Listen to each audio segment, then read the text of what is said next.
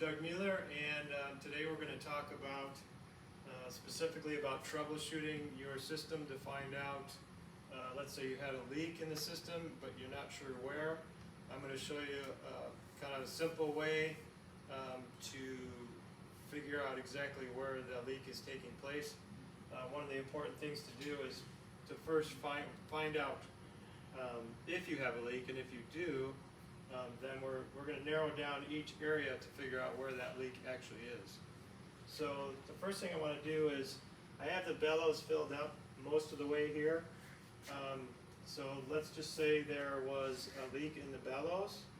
The best way to actually isolate the bellows from the rest of the system is to take the hose off of the absorber elbow, and you can see it starts dropping right away.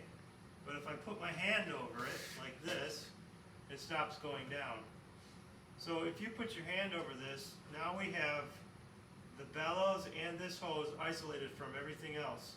So if the bellows stops dropping, it doesn't drop at all, then we know there's no leak in the bellows or this hose. And so we can conclude from that that even though there's a leak in the system, it's definitely not in the bellows area.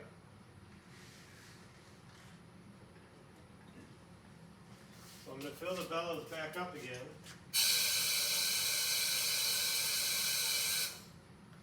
And I'm going to open up this valve to kind of create a leak in the system. We'll slow it down a little bit so it's not too fast of a leak. Now that's not an acceptable leak with that bellows dropping like that. But one thing we can do, let's say we didn't know that that was open. We can take this off, put our hand over it, it stops dropping. So we know that the leak is not anything to do with the bellows. So this is just an easy way to isolate the bellows from the rest of the circuit and say, okay, there's nothing wrong with the bellows. If you have your hand over it like I do right now and it keeps going down, then you have another problem. There's potentially a leak in the bellows. Could be the bellows themselves, but sometimes these two needle valves on the top here can get stuck in the down position, and that will allow air to continue to flow.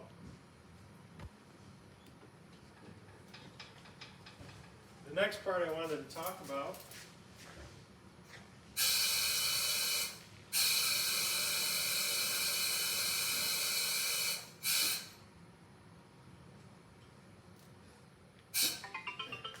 So we've determined at this point that there's no leak in the bellows area.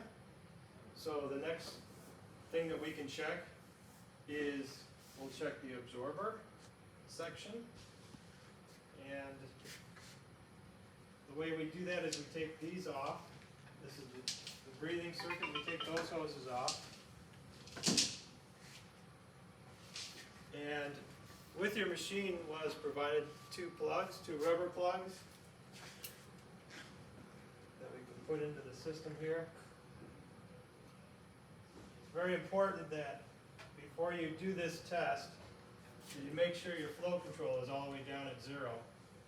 Because what we're going to do is we're going to increase this, and we're going to cause pressure to begin to build up in this absorber circuit. And we're going to watch the needle go up. And how fast that needle drops is going to tell us whether or not we have a leak or a bad leak or whatever. So I'm going to put these in. You kind of have to push and twist to get a good seal. And we're going to have to get a little closer to this gauge to kind of see what's going on. So the next thing we do, okay, so we have this closed off, this closed off, and I'm going to have to close this one off as well.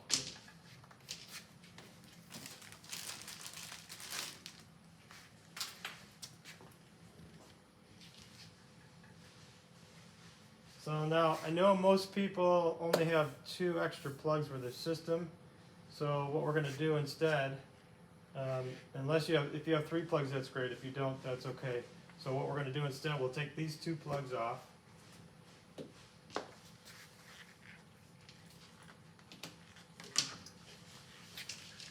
we'll put the breathing circuit back on.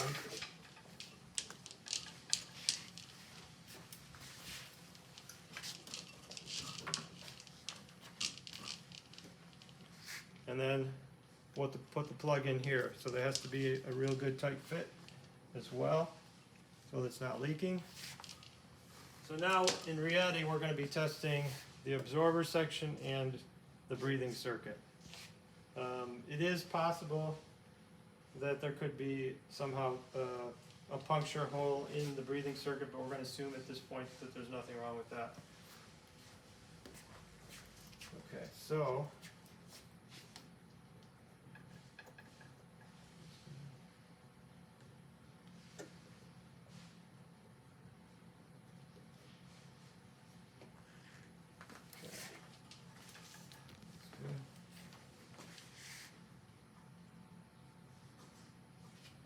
alright, so now I'm turning this up slowly, and you can see this needle coming up here.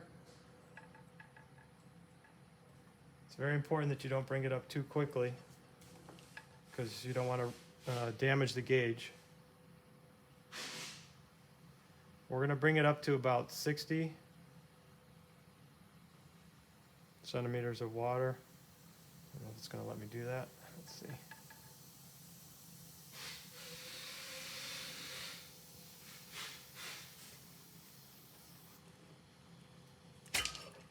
Looks like I got a little bit of a leak here. I'm going to turn this back down to 0. And I didn't have my plug in strong enough to keep the air from pushing it out. So I could hear it, I could hear it leaking. So let's bring it back up.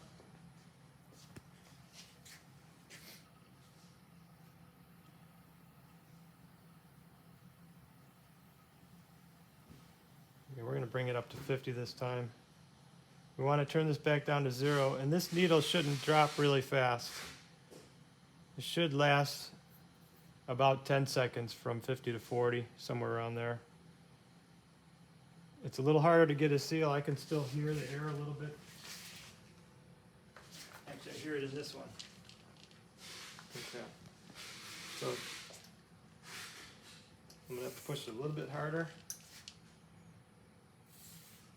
It's going to be harder to test this, especially if this isn't round, because maybe it got dropped or bent or something like that.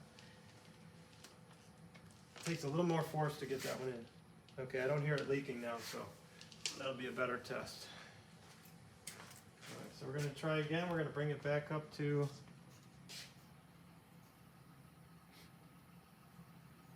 got to make sure this is tight, those are off, these are tight. And now I brought it up to 60. Okay.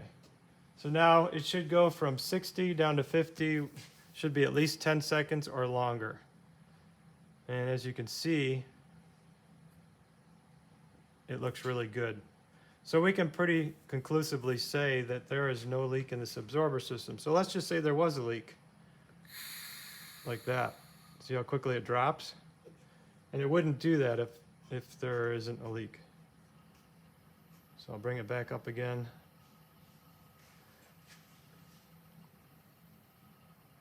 Okay.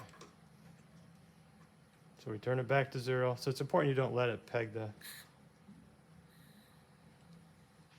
So here's the situation. I opened up this valve just a little bit to kind of create a pretend leak. So now I'm going to bring this up to 60. Okay, turn off to 0 right away. It should last from 10 seconds to 60, 50. Well, it doesn't. It's because there's a leak.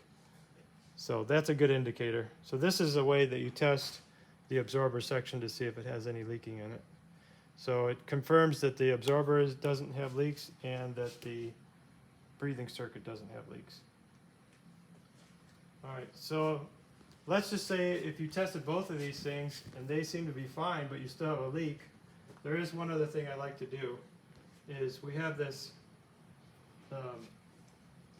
vaporizer here that is in the circuit. And I did have a customer once who had a leak in their vaporizer. So sometimes what I've had the customers do is actually take the inlet and outlet of their vaporizer and I had them tie them together because actually we'll create a seal. So now the vaporizer is out of the circuit, and lo and behold, in that situation they found that the leak went away because the leak was actually in the vaporizer. That seems to be more rare, but that's another part of troubleshooting to see if there's a leak in the system. And that's about it. Thanks.